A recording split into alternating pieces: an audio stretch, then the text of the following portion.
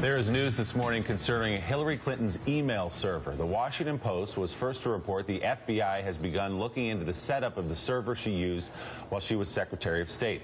The Bureau has contacted the Denver company that managed that server.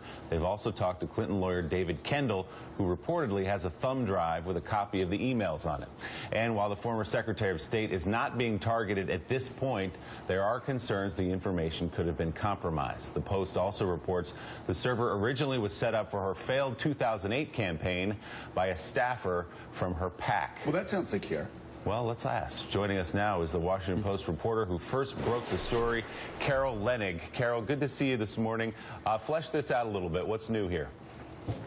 So what's new here is essentially actual FBI agent activity on the ground.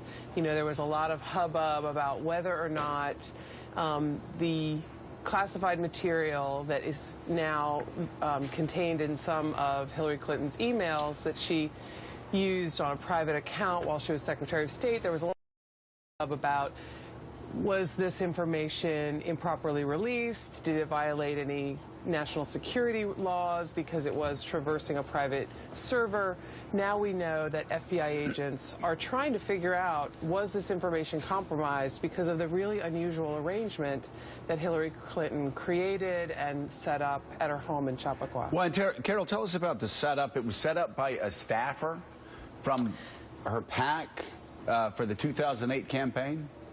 So correct. What we now know about this server, there's some really interesting details, is that the person who set it up was paid for by her leadership PAC. It was a campaign aide who obviously knew a good bit about IT. You don't just set up a homebrew server in somebody's home unless you know how to make that work. So this person, Brian Pagliano, created it, was paid for by the leadership PAC. And then we learned last night he also then was hired at the State Department to be a special projects advisor in the IT section of the State Department when Hillary went on to become Secretary of State. Carol, do you know if there were any additional security measures set up between the time that this staffer for the PAC set it up for a political campaign to when she started sending classified material when she became Secretary of State? So excellent question, and two questions really in that. There were a lot of concerns, as my colleagues Roz Helderman and Tom Hamburger reported with me in the story today.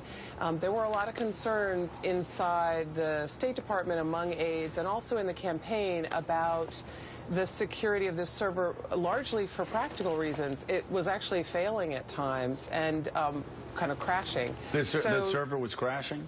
Yes. So there were anxieties about that, not because they were worrying about classified information per se, but because there were questions, is this really working properly?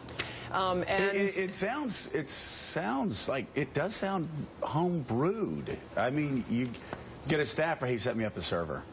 And it sounds a little, to say lax, it would be an understatement here. Well, that's, I'm sure, one of the many questions the FBI will have in this probe, which of course is very preliminary at this stage. But Joe, you mentioned something else, which is about the classified material.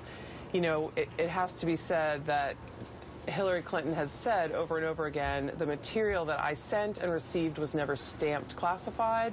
And of course, as we all know, the intelligence community, Inspector General, has said it appears that a lot of this material was classified in nature, whether it was stamped that way or not. And that's the security risk, is the Secretary of State's going to be discussing things like the movements of foreign dignitaries, the private discussions with foreign governments, security at, say, embassies and consulates, and that is all going to be very sensitive material we wouldn't want falling into enemy hands. Very sensitive, very classified, and as I'm sure will come out later on, everybody in the intel community that I've talked to says you know when you're sending a classified piece of material, whether it's stamped classified or not, if you do it enough.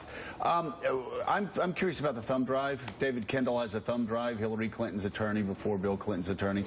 A thumb drive, does that contain all the emails, including the so-called personal emails about her yoga classes and Chelsea's wedding that she destroyed when she wiped out the server? So also an interesting area of inquiry for the FBI. As you mentioned before, the issue of security. This server was failing at times, we're told. This Denver company was hired sometime in 2013 to take over managing it. And what we know about the thumb drive is from David Kendall himself, who has told the Benghazi Committee and told us that all of these emails have been swiped, wiped, erased, and are gone. All of the ones that he and his client, Mrs. Clinton, determined were personal in nature. They are gone for the eternity, according to him. So what's on the thumb drive are 30,000 plus work-related emails. All right. Mike Barnacle. Mike.